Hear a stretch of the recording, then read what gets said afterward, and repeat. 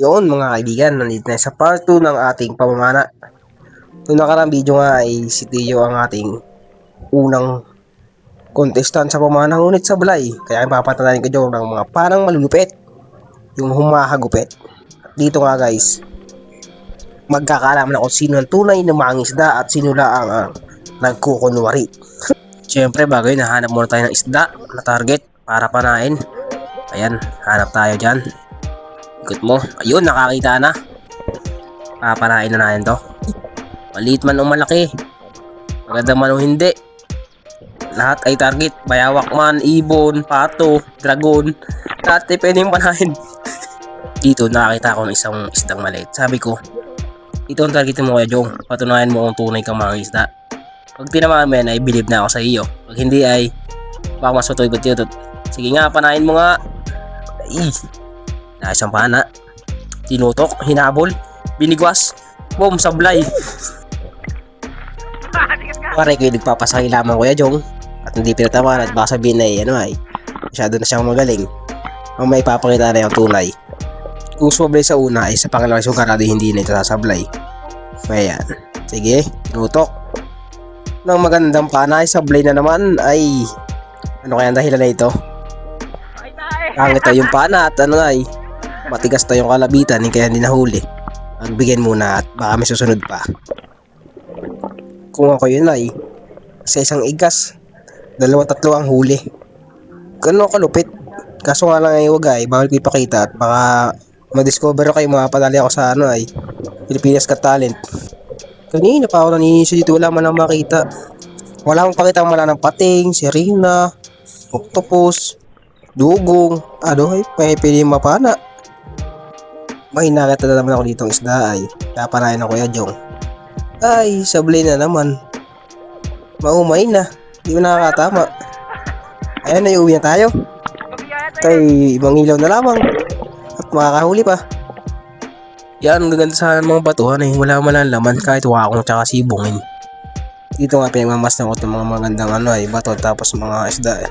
May napansin akong maliit na lapu-lapo. Kaya tinago ko Kuya Jong, sabi kay panain at baka pwede yung pang-ihaw. Ay masarap din baga. Dito nga hinahanap namin yung Kuya Jong at biglang nawala.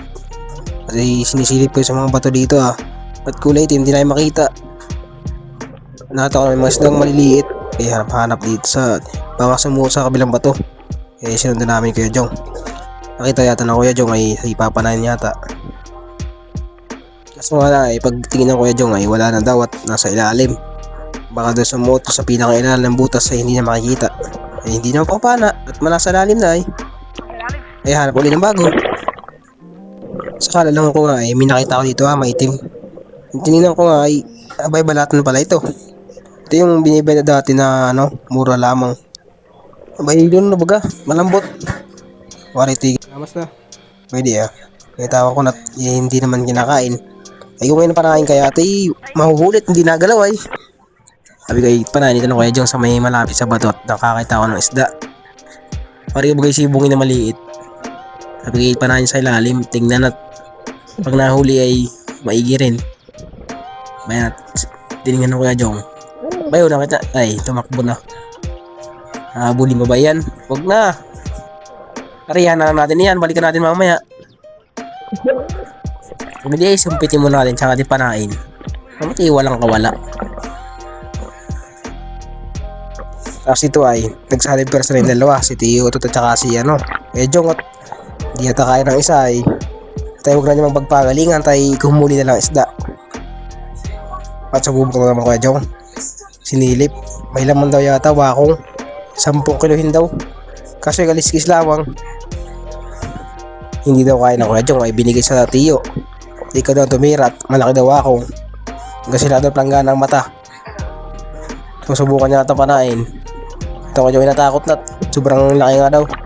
May binigay sa akin yung nalagyan at pupunuin daw namin ng sahang at saka ng tutukin. By that sinisid ng Tio. Papanain sige daw. Wala naman. Ay layo naman nila, may nasa bato. Ay, naglalandi lang.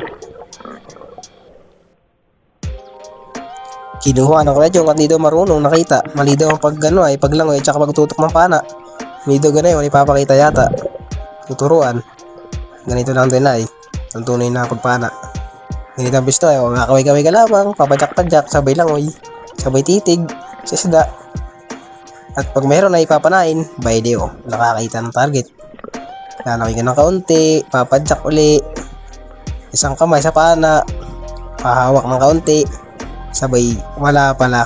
Ilangoy lamang. Gano'ng ganda pa naman pagkakasisi din ng Kuya Jong at nakakita agad ng isda. Kaso wala, sablay. Huli na sana, nakawala pa.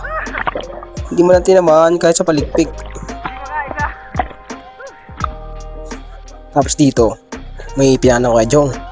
Abay, tinamaan kay Aba. Ay, for the first time may tumama. 10 igkas. Ngayon na nakatama. At ay nawala pa nga.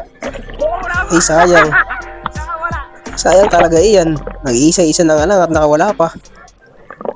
Ay, naglaladi talaga tayo. Tayo nilalamig na lamang. Tayo umuwi na. Mabuti pa ito itong panahe mo ito hindi makakawala. Kaso hindi pudpud ang pana mo dito. Matigas ang shield na ito ay. Ibenta ko kaya ito Tapos bili ko ng Rhea At reahan ko yan.